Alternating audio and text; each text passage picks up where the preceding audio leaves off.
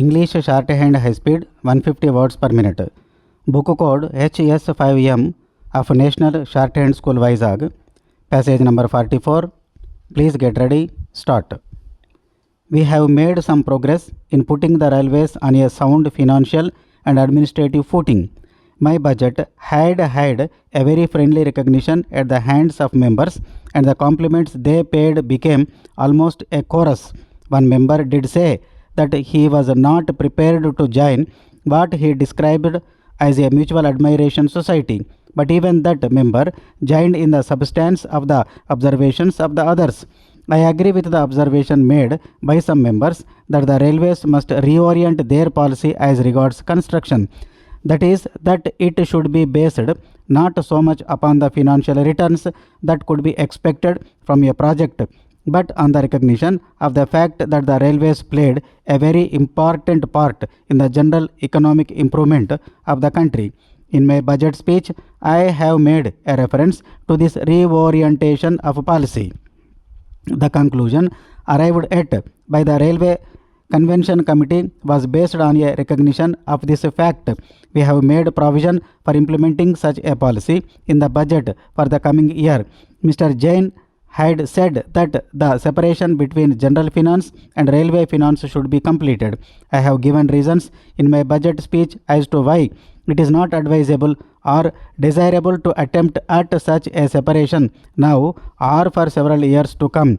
Let me remind the House of the fact that if in a particularly unfavorable year for general finance as the present one, the railways do give support to general finance, it is not altogether impossible that in some year in the future we may have to rely on general finance also, while we allow them to make use of the reserves we keep with them.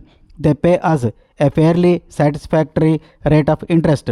Out of the Railway Development Fund, the railways had earmarked 3 crores of rupees per annum for the next 5 years for passenger amenities. My own feeling is that the provision is fairly adequate. I am quite alive to the fact that even if we spend rupees 15 crores during the next 5 years on passenger amenities, we shall probably not have overtaken all that has to be done in that connection, but I have to decide on the amount with due regard to the prospect of the money being spent usefully. I have gathered the impression that the House is generally in favor of the regrouping of the different railway units, the idea being to reduce their number to prove sizable units in which administrative organization could be efficiently organized and worked. That is really what the railways are attempting to do. A plan is now in the making, and when it is complete, we propose to take all interests likely to be affected into consideration before we reach a final decision. I am fully alive to the fact that the matter is one of very great importance. Suggestions have been made that the regrouping should follow linguistic considerations.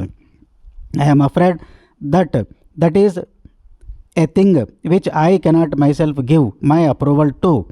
Railways naturally have to cut across linguistic barriers, and after all, railways are a central subject. There is no reason why we should cut railways up into the numerous linguistic areas that one could think of in this country. That is apart from the fact that I am not personally one of those who are very much enamored of linguistic territorial units. Relations between railway labor and railway management has commenced to be cordial and cooperative.